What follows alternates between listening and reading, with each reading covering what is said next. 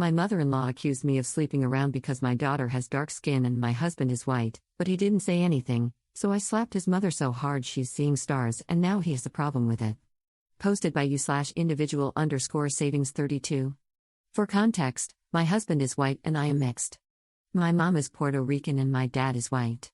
My mom has very dark skin and my dad is quite fair. I'm pretty white passing, which, for those who don't know, means you can't really tell that I am Latina unless I tell you. A running family joke is that melanin skips a generation because my maternal grandpa is also very fair, but my maternal great-grandma is very brown. With that out of the way, I'll get into my situation. I have been with my husband for 7 years, married for 5. We have a 3-year-old little girl who is the light of my life. When she was born, she had a head full of dark brown curls, dark brown eyes, and a fairly olive complexion. She looks like me when I get tan. You can definitely tell she's part Latina. Despite knowing all this, my mother-in-law has gotten it into her head that my daughter isn't my husband's.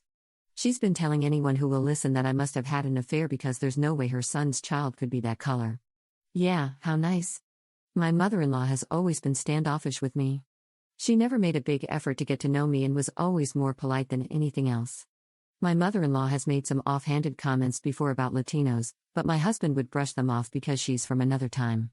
I wanted to write off her behavior as just her not being educated enough. I realize now that was my mistake because it gave her the okay to keep going. When my husband and I heard from my sister-in-law that my mother-in-law was saying this, we invited her over to talk about it. I was really hoping we'd be able to fix this. However, what happened was my mother-in-law going on a rant for about 15 minutes. It consisted of her outing herself as a racist, saying she knew girls like me couldn't control themselves, that she knew from the start what would happen, and criticizing the nerve I had to pass my daughter off as hers. She also used some very colorful slurs. My husband and I were frozen in shock because she hadn't even stepped into the house and was just screeching on our doorstep. What snapped me out of it was when she started to insult my mom, saying she probably did the same to my dad. I don't know what came over me next. I've never hit someone before, but I ended up smacking her so hard her glasses fell off. That's what got my husband to start talking, or rather, yelling at his mother and me for acting this way while my mother-in-law started to wail. Yes, I shouldn't have hit her, I know, that's wrong. But hearing him imply I was in the wrong the same way my mother-in-law was made me angrier. I told him he's just as much a racist as his mom if he was trying to make me out to be as bad as her. I got my keys from inside the house while he was trying to calm his mom down and left. I drove to a hotel and spent the night there. Now it's the afternoon and I haven't left the hotel room since checking in. My husband and several other friends and family have been trying to reach me. I only replied to my sister-in-law to tell her I'm safe at a hotel and asked her not to tell my husband where I am. Guilt is starting to sink in, and I'm questioning everything. Did I allow my mother-in-law to do this? Did I showcase behavior that made her think I was cheating? Does my husband think I cheated, and that's why mother-in-law has this in her head?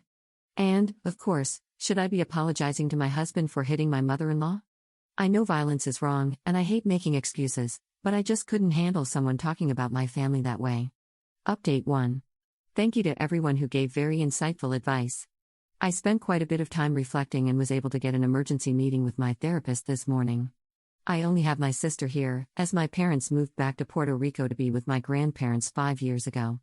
Here are some questions I want to answer quickly. How old are we? My husband is 28, and I just celebrated my 30th birthday. We met when he was 21, and I was 23. Where was my daughter? I sent her to my sister's on Friday for a weekend sleepover with her family. I picked her up Monday afternoon, and we had a little mommy-daughter time by going to her favorite place, Costco. Yes, my 3-year-old loves Costco. We got home around 7 after having dinner. My husband was waiting, and I told him we'd talk after our daughter went to bed. Once she was certainly asleep, we sat and had a long conversation not just about the fight and his mother, but also about race and culture. I saw how my family was treated based on skin color, and while my husband understands racism, he admitted to never really grasping the complexities, especially colorism. A lot of you suggested that I take my daughter and leave or predicted that he'd leave me. Sorry to disappoint, but no, we're not getting a divorce or anything of the sort.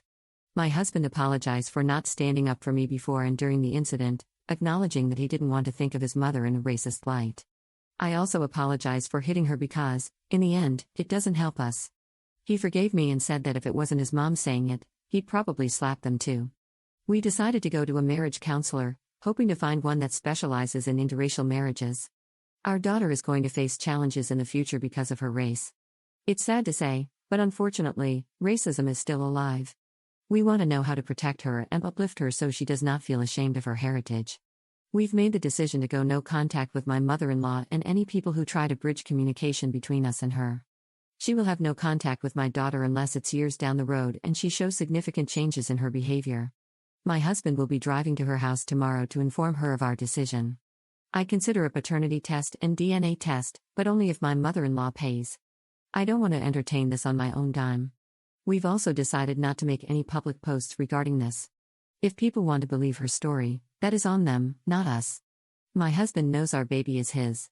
The irony is she looks more like him than me. Her curls are even from him. I do hope this is my last update. If anything else happens, I might come back. Thank you again to everyone who gave valuable advice. I'm sad my daughter won't have a grandmother in the States, but it's more reason for us to plan trips to Puerto Rico. Update 2. Hello everyone, I think I jinxed myself by saying I hope this will be my last update, because unfortunately, for lack of a better term, the situation continues to deteriorate.